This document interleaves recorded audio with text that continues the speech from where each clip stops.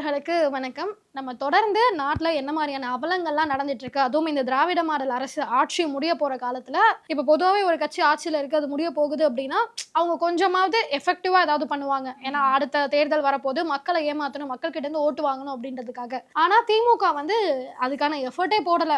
என்ன நடக்குதோ அதெல்லாம் நடக்கட்டும் அப்படின்ற மாதிரி பல விஷயங்கள் பண்ணிட்டு இருக்காங்க. இது உதாரணத்துக்கு தான் இந்த விவசாயிகள் பிரச்சனையா இருக்கட்டும், தொடர்ந்து பல விஷயங்கள் நடந்துட்டு இருக்கு.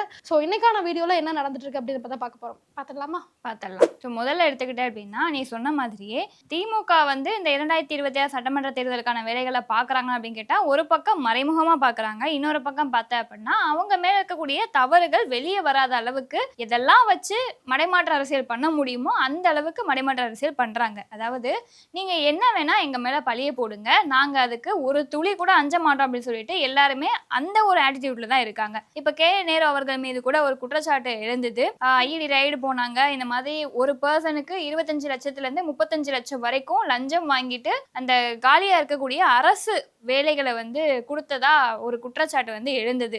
கிட்டத்தட்ட 888 கோடி அளவுக்கு ஊழல் நடந்திருக்கு அப்படின்ற மாதிரியான ஒரு குற்றச்சாட்டு வைக்கப்பட்டிருக்கு. அது தொடர்பா தினமுமே வந்து ஊடகத்துறையில இருந்து கேள்விகள் கேட்டுட்டே தான் இருக்காங்க. ஆனா அதை எவ்வளவு ஈஸியா கடந்து போறாரு அப்படின்னா, நீங்க பாத்தீங்களா, எதுவுமே பார்க்காம ஆதாரம் இல்லாம நீங்க பேசக்கூடாது, கேள்வி கேட்க கூடாது. அவங்க வந்து எப்பயோ நடந்த விஷயத்தை தான் இப்ப சொல்றாங்க. மறுபடியும் நான் சொல்றேன், இது வந்து நடத்திருக்காங்கல்ல, சோதனை நடத்திருக்காங்கல்ல, உண்மை என்ன அப்படின்றது கொஞ்ச நாள்ல தெரிய வரும். அதுக்குள்ள அவசரப்பட்டு என் மேலதான் தப்புன்ற மாதிரி கேள்வி கேட்காதீங்க அப்படின்ற ஒரு பதில வந்து ஊடக தரப்புல கொடுத்திருக்காரு. அப்போ இதை பார்க்கும்போது மக்களுக்கு என்ன தோணும்? சாமானிய மக்களுக்கு சரி, ஓகே, நம்ம ரெண்டு பக்கம் நியாயத்தையும் பார்க்கணும்ல, இந்த பக்கம் இவர் சொல்றதும் உண்மையா இருக்கலாம், அந்த பக்கம் அவங்க சொல்றதும் உண்மையா இருக்கலாம் அப்படின்ற மாதிரி பிரிச்சு பார்க்கும்போது சாமானிய மக்கள் பார்க்கும்போது இது உண்மையா இருக்குமோ அது உண்மையா இருக்குமோ அப்படின்ற ஒரு கன்ஃபியூஷனுக்கு போயிடுவாங்க. அப்ப யாரை நம்புறதுக்கு அதிகமான வாய்ப்பு இருக்கு அப்படின்னு நினைக்கிறேன்? எனக்கு தெரிஞ்சு இவர் மட்டுமே கிடையாது, இந்த மாதிரி ஊழல்ல சிக்கின பல திமுக அமைச்சர்கள் இப்போ அடுத்தடுத்து வரிசையா இவங்க பேரெல்லாம் அடிபடும், இவங்கெல்லாம் கூட ஊழல்ல சிக்கலாம், இவங்க வீட்டுல கூட ஈடி ரைடு வரும்பா அப்படின்ற மாதிரி பல மூத்த அமைச்சர்களுடைய பேர் வந்து இந்த பட்டியல்ல நாளுக்கு நாள் தொடர்ந்து வந்துட்டே இருக்கு. சோ அவங்க வீட்டுல தான் நடைபெறுமா அப்படின்றது கேள்விக்குறிதான். ஆனாலும் பலர் என்ன சொல்றாங்க, எதிர்கட்சியா இருக்கட்டும் இல்ல அரசியல் விமர்சகர்களா இருக்கட்டும், திமுகவுடைய மூத்த அமைச்சர்கள் எல்லாருமே ஊழல்ல ஈடுபட்டிருக்காங்க. ஊழல்ல ஈடுபடாதவங்க யாருன்னு நீங்க காட்டுங்க, நேர்மையான ஒரு அமைச்சரை காட்டுங்க அப்படின்ற மாதிரி சவாலெல்லாம் கூட விடுறாங்க. நம்ம பார்த்தோம்னா ஹிஸ்டரிஸை பார்த்தோம் அப்படின்னா அவங்களோட பேக்ரவுண்ட் எல்லாமே அப்படிதான் இருக்கு. ஏதாவது ஒரு சின்ன ஊழலாவது பண்ணாம இது வரைக்கும் யாருமே இருந்ததே கிடையாது அப்படின்ற மாதிரி தான் ஹிஸ்டரி சொல்லுது, நம்ம சொல்ல கிடையாது. ஸோ அந்த வரிசையில தான் நேரு அவர்கள் மேலேயும் ஒரு குற்றச்சாட்டு அப்படின்றது வந்திருக்கு. இது வந்து இன்னும் ஆதாரப்பூர்வமா அறிவிக்கப்படலை அப்படின்னாலுமே பல மக்கள் சொல்லக்கூடிய கருத்து தான் இது. ஸோ இப்பதான் இடி ரைடு வேற போயிட்டு இருக்கு. இவங்க ரிப்போர்ட் கொடுத்தா மட்டும்தான் தெரிய வரும் உண்மை என்னெல்லாம் நடந்திருக்கு அப்படின்றது. இது பாக்குற பொதுமக்களுக்கு எந்த மாதிரியான ஒரு கருத்தை ஏற்படுத்தும்னா, அப்பா அப்பதான் செந்தில் பாலாஜி போனாரு, இப்ப அடுத்து இவர் மேல வந்திருக்கு, உண்மையாவே இவரும் தப்பு பண்ணிருப்பாரு போல் இருக்கு. ஏன்னா திமுக காரன் ஒரு நிதர்சனமான உண்மை, இன்னுமே கிராமப்புறங்கள்லாம் போனோம்னா திமுக ஆட்சிக்கு வந்துருச்சு அப்படின்னா அராஜகம்ன்றது அங்க அதிகமாயிடும். ஏன்னா சொத்தெல்லாம் இவங்க பேர்ல எழுதி வாங்கிக்கிறதா இருக்கட்டும், அது போக அந்த ரவுடிஸோட அட்ராசிட்டிஸ்ன்றது அதிகமாயிடும் அப்படின்ற கருத்தை மக்கள் எல்லாம் முன்வைக்கிறாங்க, நம்ம சொல்ல கிடையாது. ஏன்னா திமுக இருக்கக்கூடிய அடிப்படை உறுப்பினர், அவங்க வந்து பெரிய கவுன்சிலர் அதெல்லாம் கிடையாது, அடிப்படை உறுப்பினர் திமுக உறுப்பினர் சொல்றவங்க கூட இறங்கி ரோட்ல பிரச்சனை பண்றதா இருக்கட்டும், மாம்பல் வாங்குறதா இருக்கட்டும், இல்ல ஏதாவது பொருள் வாங்கிட்டு அதுக்கு காசு கொடுக்காம போறதா இருக்கட்டும், இதெல்லாமே பண்ணுவாங்க. ஆனா அம்மாவோட ஆட்சி இருக்கும் போது அதிமுகல இந்த மாதிரி ஒரு தொண்டர் கூட பண்றதை நம்மளால பார்க்க முடியாது. ஏன்னா அவங்க அந்த மாதிரி இருக்கிறவங்க கட்சிக்கே தேவையில்லைன்னா அடிப்படை உறுப்பினர் பதவியில இருந்தே தூக்கிடுவாங்க. ஆனா இவங்க மேடை பேச்சாளரா நிறுத்துறவங்க கூட ஆபாசமா பேசுறாங்க. இந்த அளவுக்கு தான் திமுக இருக்கு அப்படின்ற ஒரு கட்டமைப்பை தான் மக்கள் மத்தியில உருவாக்கி இருக்கு.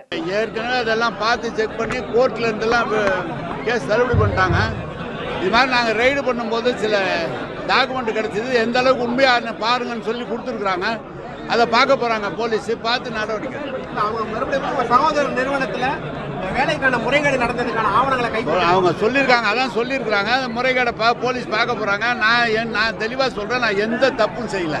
இது திமுகவை மிரட்டி பார்க்குற வேலையா இருக்கலாம், அதுக்காக தான் இதை பண்ணுறாங்க. நாங்கள் எந்த தப்பும் செய்யல, முறைப்படி விசாரணையில் ஒத்துழைப்பு கொடுத்து நாங்கள் எந்த தவறும் செய்ததில்லை என்று நிரூபிப்பேன்.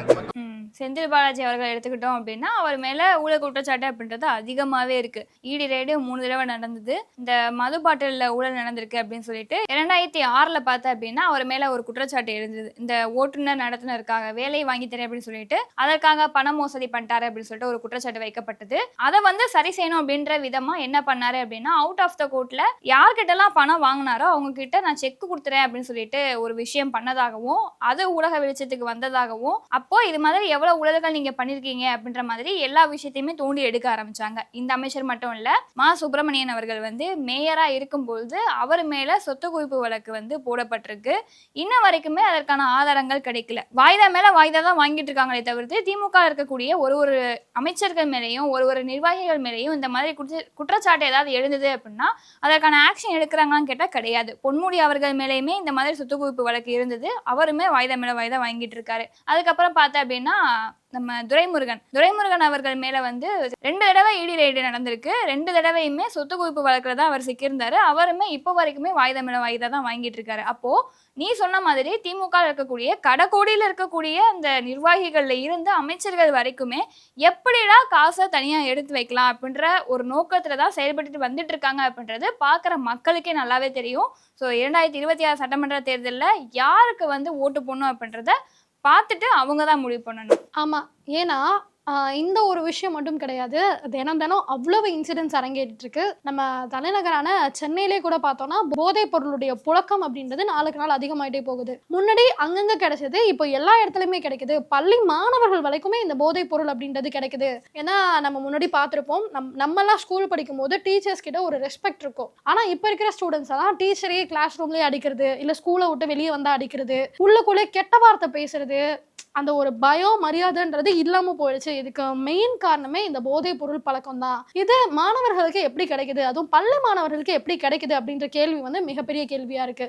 ஸோ இந்த மாதிரி ஒரு விஷயம் நடக்குது அப்படின்னா அது ஆளும் கட்சிக்கு தெரியாமலா இருக்கும், கவர்மெண்ட்டுக்கு தெரியாம எதுவுமே நடக்காது. அப்ப தெரிஞ்சும் தெரியாத மாதிரி காட்டிக்கிறாங்களா அப்படின்ற ஒரு கொஸ்டினும் இதன் மூலியமா எழும்புது. ஸோ பொதுமக்கள் எல்லாம் என்ன சொல்றாங்கன்னா, தயவு செஞ்சு இந்த போதைப் பொருள் புழக்கத்தை கம்மி பண்ணுங்க. ஏன்னா நம்ம சென்னை அந்த சைட்லாம் போய் பார்த்தோம் அப்படின்னா தெருவில் ரொம்ப லோக்கலாகவே கிடைக்கும்.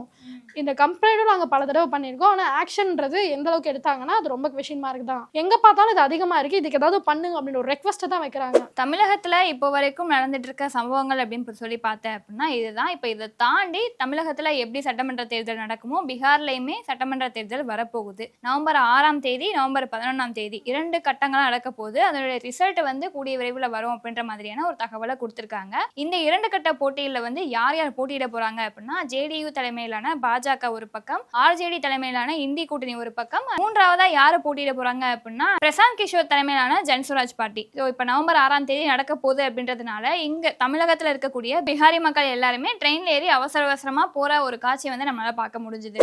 ஆமா, இப்போ நம்ம நேற்றுக்கு பேசும்போதே சொல்லியிருந்தோம், பிரதமர் மோடி அவர்கள் வந்து திமுக காரவங்க பீகார் மக்களை துன்புறுத்துறாங்க அப்படின்ற ஒரு ஸ்டேட்மெண்ட்டை சொல்லியிருப்பாரு. இவங்க தான் ஏதாவது சொன்னா முட்டு கொடுக்கணும் அப்படின்ட்டு வந்துருவாங்களா. அதனால டிஎம்கேயோட ஐடி விங்ல என்ன பண்ணியிருக்காங்கன்னா, தேடி தேடி போயிட்டு நாங்கள் இங்கே தமிழ்நாட்டில் ஹாப்பியாக இருக்கோம்னு அவங்களே பேச வச்சு அந்த வீடியோவை போட்டு மோடிஜி நாங்கள் எல்லாரும் ஹாப்பியாக இருக்கோம்னு அவங்க சொல்கிற மாதிரி சோஷியல் மீடியா முழுக்க ஸ்ப்ரெட் பண்ணிட்டு இருக்காங்க. இப்போ ஒருத்தவங்க நம்ம மேலே ஒரு குற்றச்சாட்டு வைக்கிறாங்க அப்படின்னா அந்த குற்றச்சாட்டை முதல்ல அக்செப்ட் பண்ணணும். அப்போ தான் நம்மளை கரெக்ட் பண்ணிட்டு 2026 வரக்கூடிய எலெக்ஷன்ஸில் திருத்திக்கிட்டு நான் செய்கிறேன் அப்படின்னு மக்கள்கிட்ட சொன்னால் மக்களுக்கு அவங்க மேலே ஒரு நம்பிக்கை வரும். அதை விட்டுட்டு ஏதாவது ஒரு குற்றச்சாட்டு வச்சாலே நான் அதை ஏற்றுக்க மாட்டேன், அப்பெல்லாம் நடக்கலை அப்படின்ற ஒரு போக்கம் மட்டும்தான் திமுக கையாளுது.